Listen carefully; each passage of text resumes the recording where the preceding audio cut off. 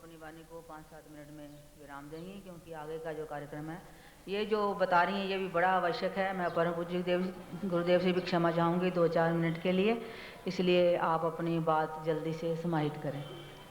तो मैं आपका जो अमूल्य समय हम सभी के बीच में आशीर्वाद देते हुए व्यतीत हुआ है, उसके लिए मुझे आशा है आप अवश्य में हमें क्षमा करेंगे। अब मैं अनुरोध कर रही हूँ हमारे भाई वेद वांसर जी से, जो कि दैनिक ट्रिब्यून के संवाददाता हैं। आप माल्यार्पण द्वारा आचार्य श्री का स्वागत करेंगे। दिल्ली से पधारे हैं हमारे भाई श्री के भसीन, जो कि दिल्ली शिक्षा बोर्ड के निर्देशक हैं और आचार्य श्री के बड़े ही प्रिय शिष्य हैं। दिल्ली में आचार्य श्री के विचारों के प्रचार और प्रसार के लिए इन्होंने जो कार्यक्रम आयोजित किए हैं वो सही में सराहनीय हैं और सभी के लिए एक एग्जाम्पल है, उदाहरण है। आज का शैक्षणिक वर्ग यदि इसी तरह इन कार्यक्रमों में भाग लेने लगेगा तो अवश्य में जनमानस में जागृति आएगी। मैं अनुरोध करती हूँ हमारे भाई श्री के भसीन जी, हमारे भाई श्री के भसीन माल्यार्पण द्वारा आचार्य श्री का स्वागत करेंगे। श्री प्रेम जी जो कि मुल्लांपुर से आए हैं, मैं उनसे अनुरोध करती हूँ वो माल्यार्पण द्वारा आचार्य श्री का अभिनंदन करेंगे। श्री राकेश जी जो कि भटिंडा से आए हैं, उनसे अनुरोध है कृपया आगे आइए, माल्यार्पण द्वारा आचार्य श्री का अभिनंदन कीजिए। श्री राकेश जी। श्री प्रेम जी मुल्लांपुर वाले, कृपया ताली जरा कम सुन रही है, मेरे को आनंद नहीं होता। मेरे आनंद के लिए इतने दिनों से मंच संचालन करती हूँ, छोटी सी बात से खुश हो जाऊंगी, यदि ताली बजाओगे तो मुझे बहुत अच्छा लगेगा। श्री सुरेश वर्मा जी, श्री हरि भल्ला जी और श्री त्रिलोकचंद शर्मा कृपया आइएगा। श्री सुरेश वर्मा जी माल्यार्पण द्वारा आचार्य श्री का स्वागत करते हुए बहुत बहुत धन्यवाद। श्री हरि भल्ला जी,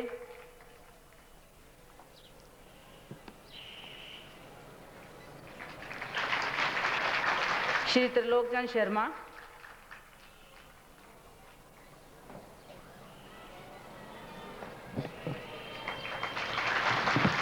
आपका बहुत बहुत धन्यवाद। इसी के साथ मैं परम पूज्य गुरुदेव के पावन पुण्य चरणों में प्रणाम सहित निवेदन करती हूँ कि वो अपने विचार हम सभी के बीच में वितरित करें। हरिओम।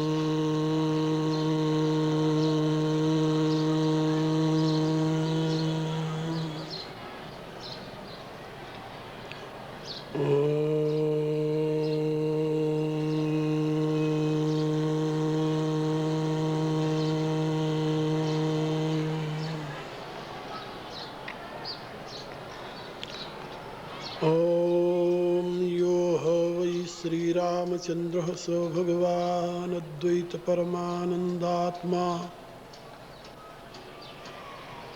यत्परब्रह्म भूर्भुवः स्वः तस्मै वै नमो नमः। ओम भूर्भुवः स्वः तत्सवितुर्वरेण्यं भर्गो देवस्य धीमहि धियो यो नः प्रचोदयात्। ओम विश्वानि देव सवितर्दुरितानि परासुव यद्भद्रं तन्नयासुव।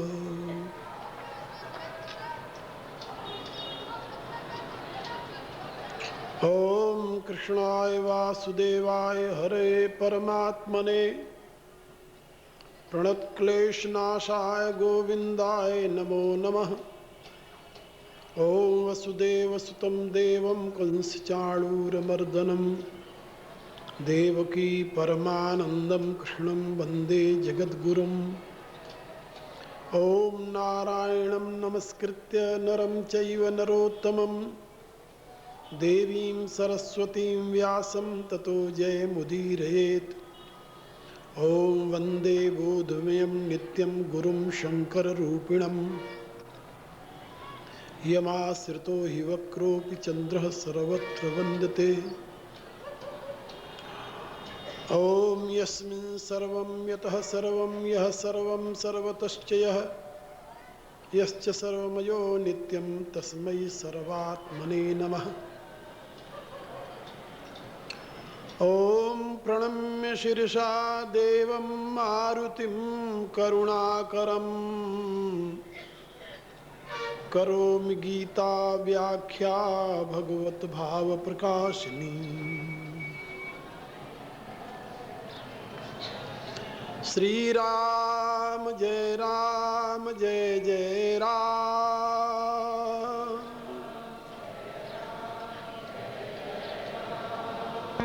श्री राम जय जय राम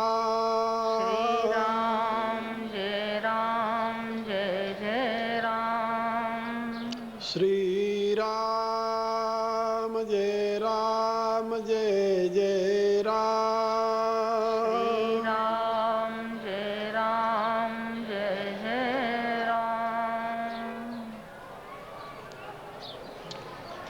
परावर रूप में उपस्थित मेरी प्रिय आत्माओं, करुणा निधान भगवान की करुणा आप सभी के लिए सदैव कल्याण का सृजन करती रहे, यह मेरी आंतरिक शुभकामना।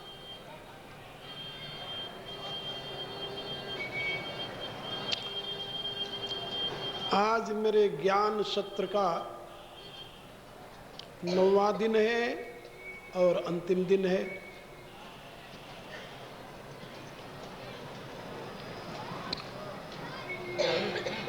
आठ दिनों तक आप सभी ने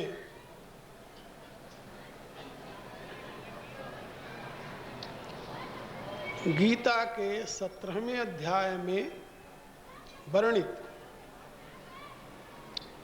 श्रद्धा त्रय विभाग योग से संबंधित बहुत महत्वपूर्ण बातें सुने।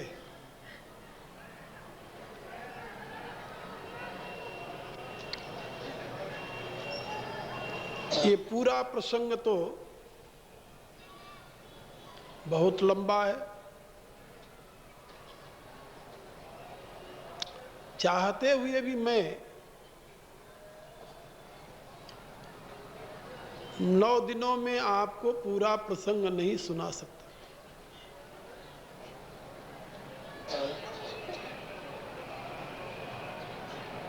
आप सभी जानते हैं कि एक श्लोक की व्याख्या करने में घंटे, सवा घंटे, कभी 1.5 घंटे लग जाते हैं। तो पूरे अध्याय की व्याख्या मैं कैसे सुना सकूंगा।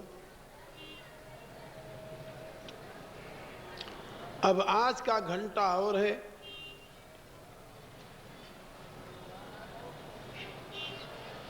और भगवान ने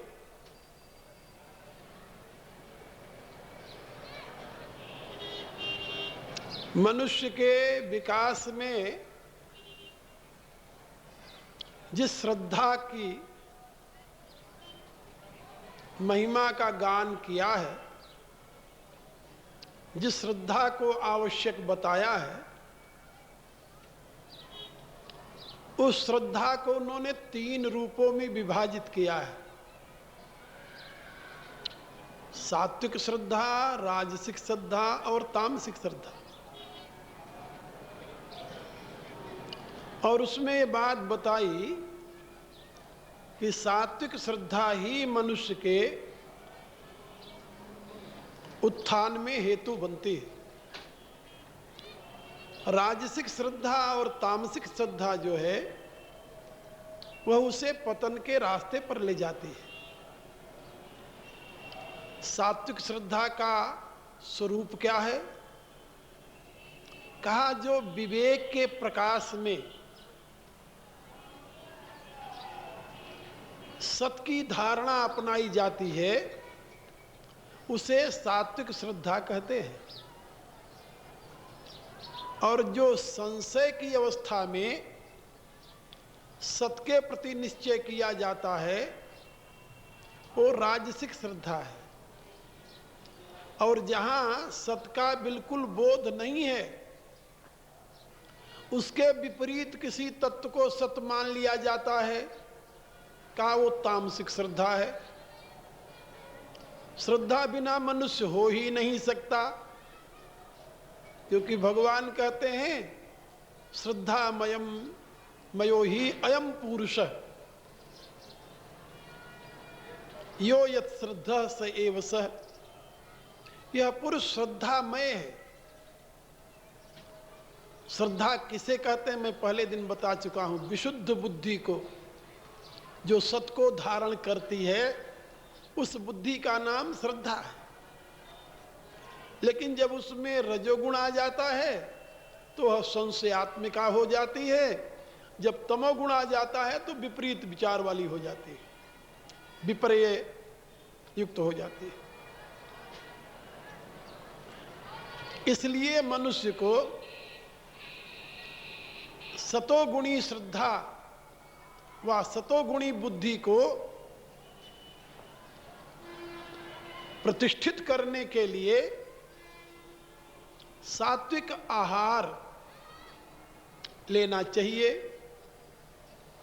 सात्विक आहार के साथ ही भगवान ने राजसिक आहार और तामसिक आहार की व्याख्या कर दी,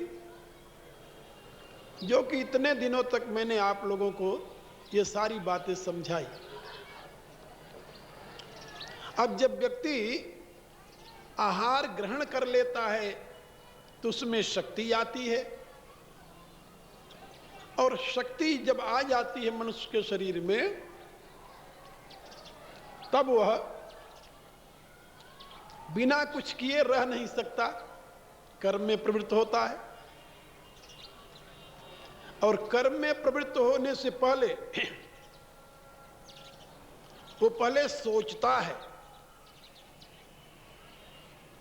फिर कहता है, फिर करता है। ये उसकी क्रिया तीन रूपों में होती है। तो जो सोचता है उसको कहते हैं मानसिक कर्म,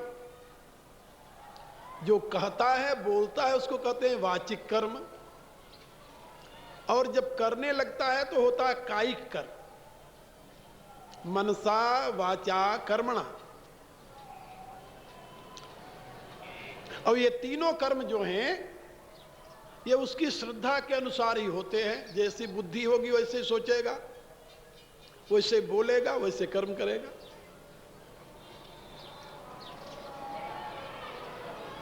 अब कर्म के भगवान ने बताया तीन भेद होते हैं। कर्म जो है वो तीन भेदों वाला है। लेकिन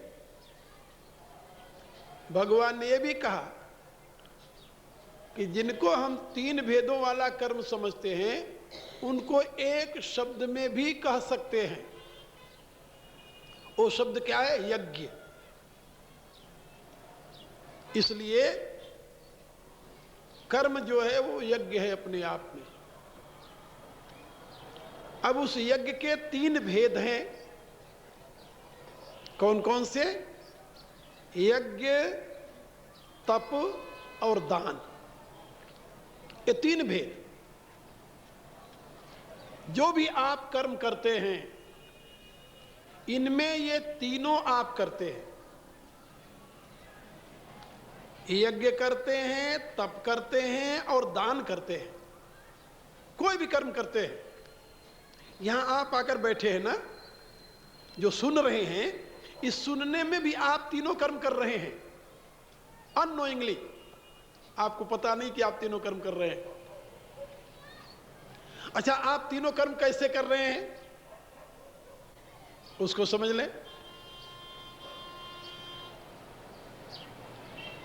मैं जो शब्द बोल रहा हूं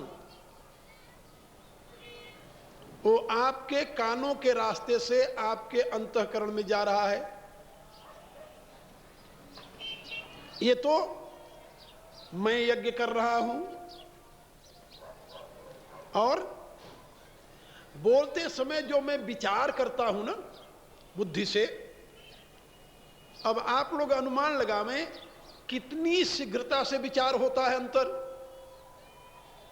वेद में कहां क्या लिखा है, शास्त्र में कहां क्या लिखा है, विज्ञान क्या कहता है, ये सारी बातें उसी क्षण दिमाग में आती हैं जो मैं आपको बताता हूं। और स्पॉन्टेनियसली ऐसे ऐसे करके सोचना तो नहीं पड़ता ना। ये क्या है जानते हो? इसको तप कहते हैं। यस्य ज्ञानमयम तपः, ये तप है। चिंतन का अर्थ होता है तप, और तप का अर्थ होता है चिंतन। ये तप है। और फिर मैं आप लोगों को जो ये सुना रहा हूं, क्यों सुना रहा हूं? इसके पीछे मेरा कोई स्वार्थ है या आप लोगों से दक्षिणा लेनी है? नहीं, केवल आपके कल्याण के लिए, केवल आपके हित के लिए। इसलिए मैं अपने ज्ञान का दान कर रहा हूं। दान किसे कहते हैं? जहां उसके बदले में कुछ पाने की चाह न हो, उसे दान कहते हैं। याद रखना, यदि देने के बदले में कुछ पाना है तो व्यापार है, दान नहीं है। भगवान को आपने कुछ चढ़ाया और इसके लिए कहा कि प्रभु मेरा ये काम कर दोगे तो इससे दूना चढ़ाऊंगा। जैसे लोग सोचते हैं ना कि हे वैष्णव मैया, मेरा ये काम हो जाएगा तो मैं तुम्हें सोने का छत्र चढ़ाऊंगा। और जब काम हो जाता है तो सोने का आधा तोले का भी नहीं, बल्कि कुछ ग्राम का छोटी सी छतरी बनाकर भेंट कराते हैं वैष्णव मैया को। वो सोचते हैं उसने हमें दिया, हमने उसे दे दिया, पट गए। ये दान नहीं है, इसको व्यापार कहते हैं। ये बात समझे? जहां देने के पश्चात कुछ पाने की चाह हो वो व्यापार है, और जहां केवल दूसरे का हित होगा इस दृष्टि से दिया जाता है उसको दान कहते हैं। अब आपने देख लिया ना कि मेरी क्रिया में यज्ञ भी है, तप भी है और दान भी है। अब आप यहां बैठे हुए क्या कर रहे हैं? आप भी यही तीनों कर रहे हैं। अब आप क्या यज्ञ कर रहे हैं भाई? आपका प्रत्येक श्वास जो मेरी बातों को सुनने के लिए तत्पर है, प्रत्येक श्वास और चित्त की वृत्ति, आप अपने चित्त की वृत्ति यदि मुझे न अर्पित करें, क्या मेरे ज्ञान को ग्रहण करेंगे आप?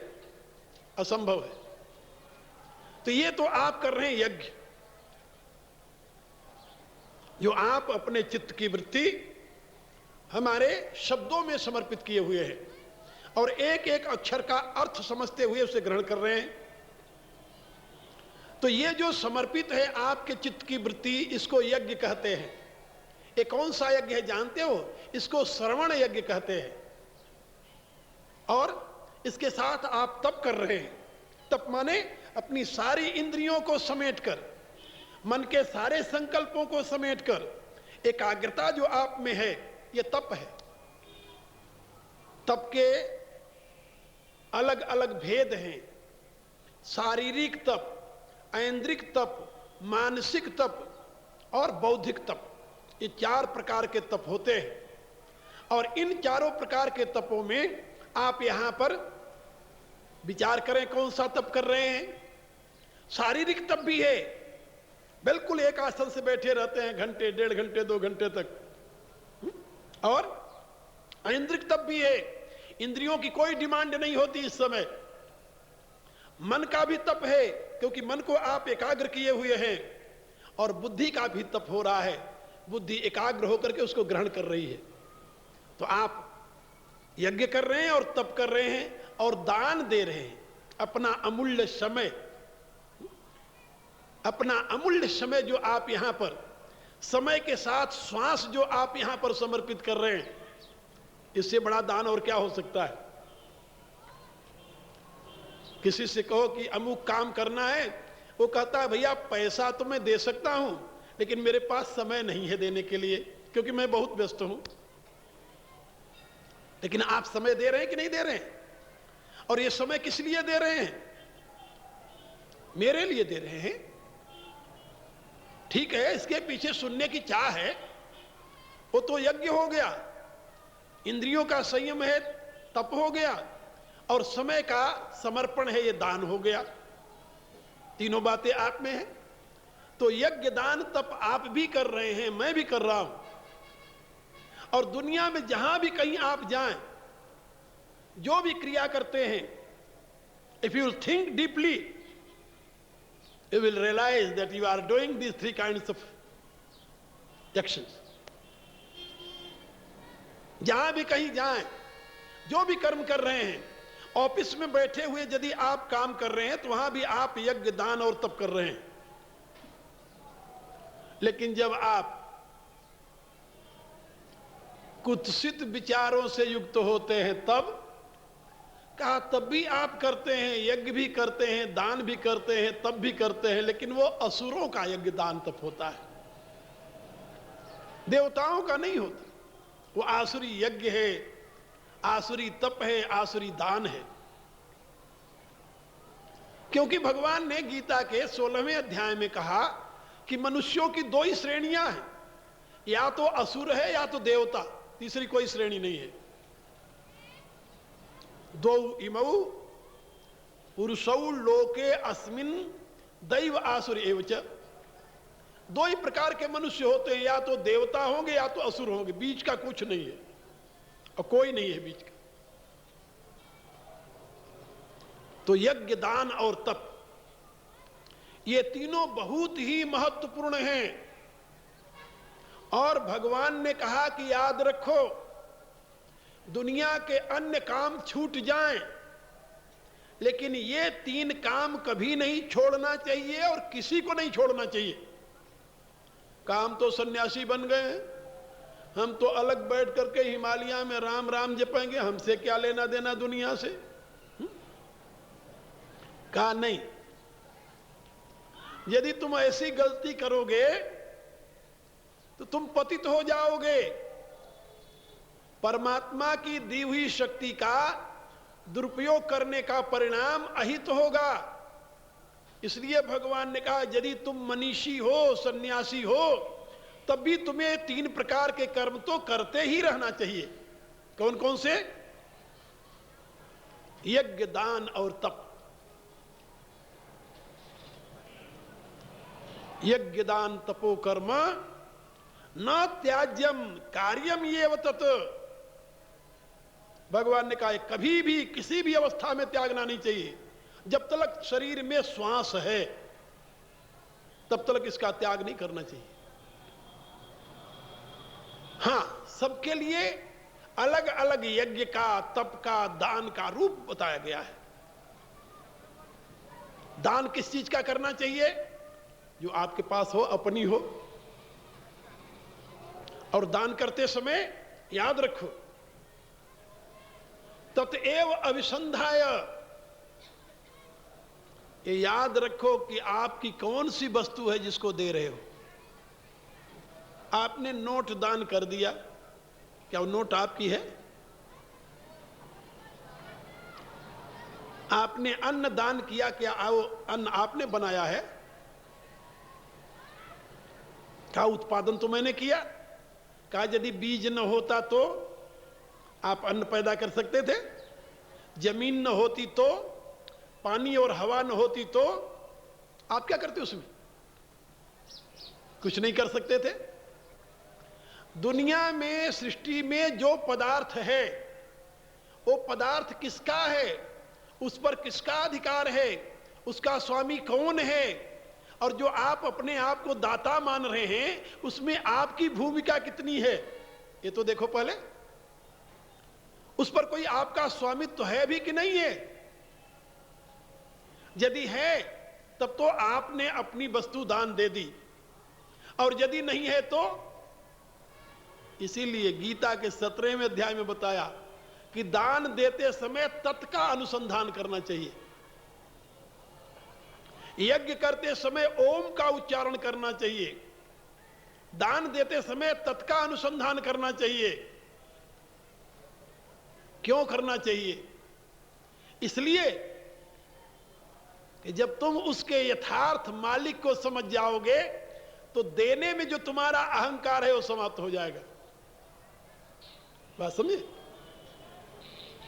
भारत में एक नवाब हुए हैं मुगल साम्राज्य में, नवाब, वो अवध के नवाब थे और तुलसीदास जी के घनिष्ठ मित्र थे और भगवान राम के अनन्य चरणानुरागी थे। अवध के नवाब थे, उनका नाम था रहीम खान खाना। उनके यहां सवेरे से लेकर के आधी रात तक जो भी भिखारी आवे, मांगने वाला आवे, उसके लिए दान के लिए स्थान खुला था। और जब वो दान देते थे तो हमेशा सर नीचे करके ऐसे देते थे। एक कवि पहुंच गए वहां पर दान लेने के लिए।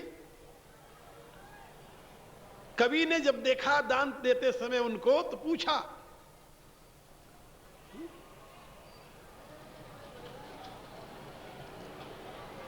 सीखी कहां नवाब तुम ऐसी अद्भुत देन, ज्यों ज्यों कर ऊंचे उठे त्यों त्यों नीचे नैन। काहे नवाब, तूने ऐसी अद्भुत रीति से दान देने की विधि कहां से सीखी? क्योंकि जैसे जैसे तुम्हारा हाथ देने के लिए ऊपर उठता है वैसे तुम्हारे नेत्र नीचे हो जाते हैं, झुक जाते हैं। लोग तो दान देते समय अकड़ कर देते हैं कि मैं दे रहा हूं, और तेरे में यह अद्भुत गति कहां से आ गई? तो रहीम खान खाना ने उत्तर दिया कि कवि महाराज, देनहार कोई और है, देत रहत दिन रैन, लोग भरम मुझ पे करें आते नीचे नैन। कहा देने वाला दाता तो कोई और है, हम तो केवल मीडिएटर हैं, बीच के हैं। उसने दिया, हम आप तक पहुंचा रहे हैं। लेकिन लोग ये सोचते हैं कि ये रहीम दान दे रहा है, इसलिए शर्म के मारे मेरा सर नीचे हो जाता है कि दाता मैं नहीं हूं और लोग मुझे दाता मानते हैं। ये बहुत पुरानी घटना नहीं है, मुगल साम्राज्य की घटना है। तो मैं आप लोगों से ये बता रहा था कि यज्ञ, दान और तप, ये तीनों कर्म प्रत्येक मनुष्य को सदैव करते रहना चाहिए। क्योंकि यज्ञ दान तपश्चैव पावनानि मनीषिणा, भगवान कहते हैं कि जो मनीषी लोग हैं उनके भी जीवन को पवित्र करने में यज्ञ, दान और तप, ये तीन क्रियाएं सहायक होती, मनीषियों को भी पवित्र बनाती हैं। एक सामान्य गृहस्थ की तो बात ही क्या है, संसार में निरत लोगों की तो बात ही क्या है।